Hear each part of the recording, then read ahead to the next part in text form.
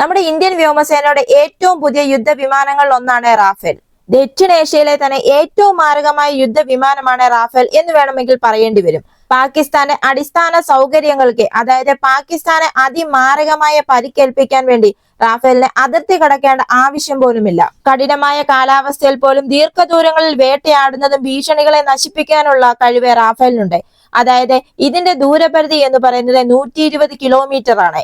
അതേപോലെ തന്നെ ഇന്ത്യയിലുള്ള റാഫേലുകളിൽ X guard fibre optic torpedo decoy സിസ്റ്റവും ഘടിപ്പിച്ചിട്ടുണ്ട്. ഈ സിസ്റ്റം എന്ന് പറയുന്നത് ഇത് വിമാനങ്ങൾക്ക് വായുവിൽ നിന്ന് വായുവിലേക്കും കരയിൽ നിന്ന് വായുവിലേക്കും മിസൈലുകൾ അയക്കാൻ സഹായിക്കും. അതേപോലെ തന്നെ ഈ റാഫേൽ ജെറ്റുകളിലെ സ്കാൾപ്പ് എയർ ലോഞ്ച്ഡ് മിസൈൽ, റഡാറുകൾ, വ്യോമത്താവളങ്ങൾ, തുറമുഖങ്ങൾ, പാകിസ്ഥാനിലെ ആശയവിനിമയ കേന്ദ്രങ്ങൾ തുടങ്ങിയ ഉയർന്ന മൂല്യമുള്ള ലക്ഷ്യങ്ങളെ ആക്രമിക്കാൻ വേണ്ടിയിട്ടാണ് രൂപകൽപ്പന ചെയ്തിരിക്കുന്നത്. ദീർഘദൂരത്തിലും അതുപോലെ തന്നെ താഴ്ന്ന ഉയരത്തിലും പറക്കാൻ ശേഷിയുള്ള ഈ മിസൈലിനെ രാത്രിയും പകലും ഏത് സമയത്തും പ്രവർത്തിക്കാനും കഴിയും. എന്തുകൊണ്ട് ഇപ്പോൾ ഈ റാഫേലിന്റെ സവിശേഷതകൾ ഇവിടെ പറയുന്നു എന്ന് ചോദിച്ചാൽ, പാകിസ്ഥാൻ ഈ അടുത്തിടെ ചില അവകാശവാദങ്ങളുമായി എത്തിയിരുന്നു. അതായത് പാകിസ്ഥാന്റെ F-16 ഫൈറ്റിംഗ് ഫാൽക്കണുകൾ IAFന്റെ ഫ്രഞ്ച് വംശജരായ റാഫേൽ യുദ്ധവിമാനങ്ങളെ ഓടിച്ചു വിട്ടെന്നും ചില റിപ്പോർട്ടുകളിൽ റാഫേലിനെ വെടിവെച്ചിട്ടതായിട്ട് പോലും ഇവർ അവകാശപ്പെടുന്നുണ്ട്. എന്നാൽ പാകിസ്ഥാന്റെ ഈ അവകാശവാദങ്ങൾ ഇതിനകം തന്നെ പൊളിഞ്ഞു വീണു. വസ്തുതാ പരിശോധകർ പാകിസ്ഥാൻ ഇപ്പോൾ ഉന്നയിച്ചിരിക്കുന്ന ഈ അവകാശവാദങ്ങളെല്ലാം തെറ്റാണെന്നാണ് തെളിയിച്ചിരിക്കുന്നത്. നാറ്റോ അഭ്യാസങ്ങളിലൊഴികെ F-16 വിമാനങ്ങളും റാഫേലുകളും ഒരിക്കലും പരസ്പരം വ്യോമാക്രമണം നടത്തിയിട്ടില്ല. ഇത് മാത്രമല്ല, 4 പതിറ്റാണ്ട് പഴക്കമുള്ള F-16 വിമാനങ്ങളെ 4.5 തലമുറ ഫ്രഞ്ച് റാഫേലുകളുടെ അതേ ലീഗിൽ ഉൾപ്പെടുത്തുന്നത് എത്രമാത്രം തെറ്റിദ്ധരിക്കപ്പെട്ട ഒരു വാർത്തയാണ്. PAF പ്രചാരണ സംവിധാനത്തിന്റെ അമിത ആത്മവിശ്വാസത്തിന്റെ ഒരു പ്രകടനമാണ് ഇവിടെ കാണുന്നത്. പാകിസ്ഥാൻ അവരുടെ വ്യോമസേനയിൽ F-16 വിമാനങ്ങൾ ഉൾപ്പെടുത്തിയപ്പോൾ ഇന്ത്യ ആവട്ടെ ഇന്ത്യൻ വ്യോമസേനയിൽ ഉൾപ്പെടുത്തിയത് മിറാഷ് 2000, ജഗ്വാർ, MiG-29 തുടങ്ങിയ യുദ്ധവിമാനങ്ങളായിരുന്നു. 2019 കാർഗിൽ യുദ്ധത്തിലും ബാലക്കോട്ട് ആക്രമണങ്ങളിലും മിറാഷ് 2000 വിമാനങ്ങൾ പാകിസ്ഥാന്റെ വ്യോമ പ്രതിരോധത്തെ കബളിപ്പിക്കുകയും രാജ്യത്തെ ഭീകര അടിസ്ഥാന സൗകര്യങ്ങൾ തകർക്കുകയും ചെയ്തു. ഇവിടെ ഇപ്പോൾ ഈ പാകിസ്ഥാൻ ഉന്നയിച്ചിരിക്കുന്ന അവകാശവാദം കണക്കിലെടുത്ത് ഈ 2 യുദ്ധവിമാനങ്ങളെയും ഒന്ന് താരതമ്യപ്പെടുത്തി നോക്കുകയാണെങ്കിൽ, 1981 പീസ് ഗേറ്റ് പ്രോഗ്രാമിന് കീഴിൽ പാകിസ്ഥാന് F-16 single engine multi role ഫൈറ്ററുകൾ വിൽക്കാൻ അമേരിക്ക തീരുമാനിക്കുന്നു. അക്കാലത്തെ വിമാനം അത്യാധുനികമായിരുന്നു. ഫ്ലൈ ബൈ വയർ നിയന്ത്രണങ്ങളും ഉയർന്ന മാനുവറബിലിറ്റിയും ഇതിനുണ്ടായിരുന്നു. ഇതിന്റെ ഉയർന്ന വേഗത എന്ന് പറയുന്നത് മാക് 2 ആയിരുന്നു. അതുപോലെ തന്നെ ശക്തമായ ഒരു ഭാരമേറിയ ആയുധത്തെ വഹിക്കാനുള്ള ശേഷിയും ഇതിനുണ്ടായിരുന്നു.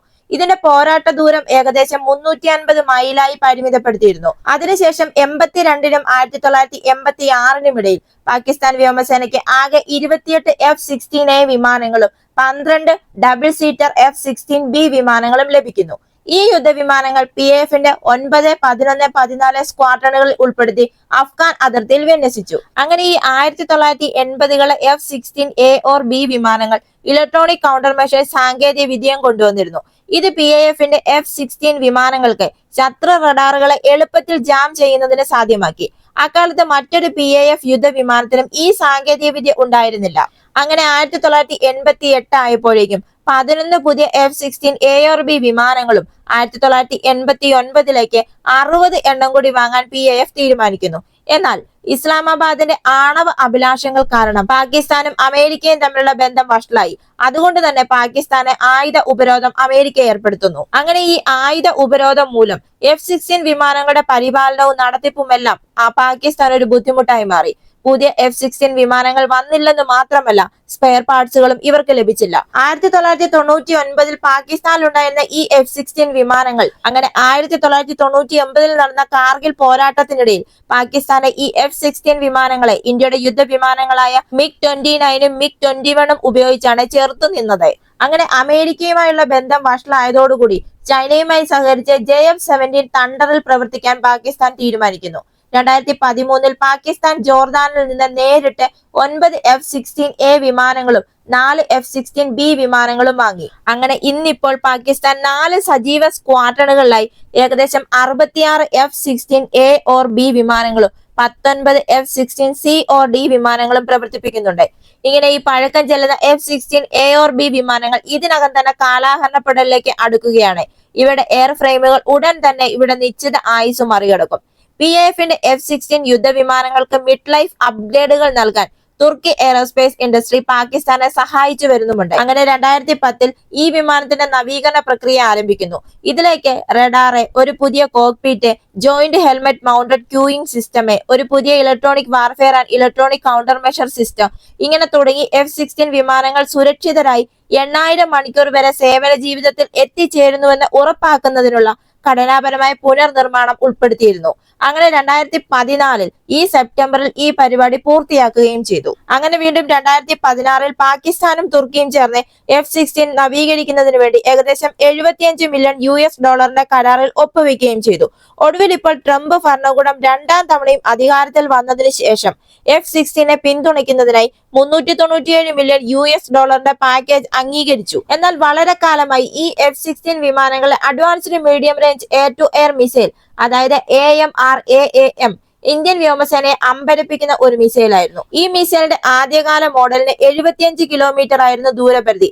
എന്നാൽ 2010 100 കിലോമീറ്റർ ദൂരപരിധിയുള്ള മറ്റൊരു മിസൈലും പാകിസ്ഥാന് ലഭിക്കുന്നു. ഇതെല്ലാം നമ്മുടെ ഇന്ത്യൻ വ്യോമസേനയിൽ ആശങ്ക ഉണർത്തി. എന്നാൽ ഇതിന് മറുപടിയായിട്ടാണ് റാഫേൽ എത്തുന്നത്.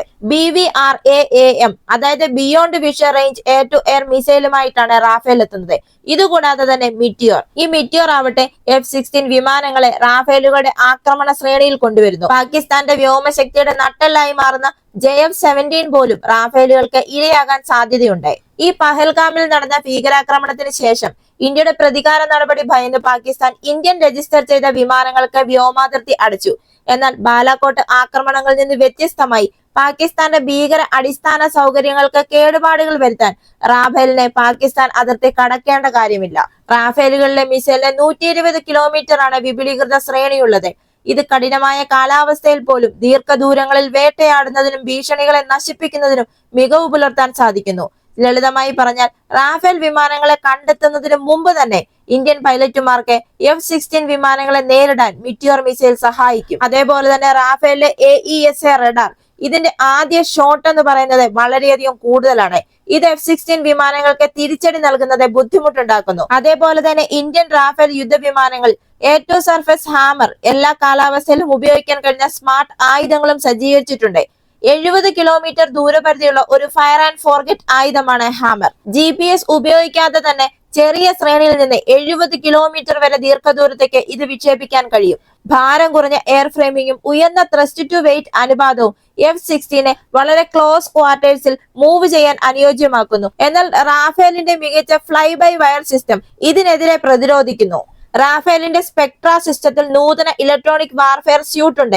ഇത് 90 മൈൽ പരിധിയിൽ നിന്ന് 40 ലക്ഷ്യങ്ങൾ കണ്ടെത്താൻ സഹായിക്കുന്നു. അതുപോലെ ഈ സിസ്റ്റത്തിന് ശത്രു റഡാറിനെ ജാം ചെയ്യാനും കബളിപ്പിക്കാനും കഴിയും. അതുകൊണ്ട് തന്നെ F-16 ഇതിലേക്ക് ലോക്ക് ചെയ്യുന്നത് ബുദ്ധിമുട്ടുണ്ടാക്കുന്നു. പാകിസ്ഥാന്റെ F-16 ഇതേ തുല്യമായ രീതിയിൽ ഒരു നൂതന ഇലക്ട്രോണിക് യുദ്ധ സ്യൂട്ട് ഇല്ല.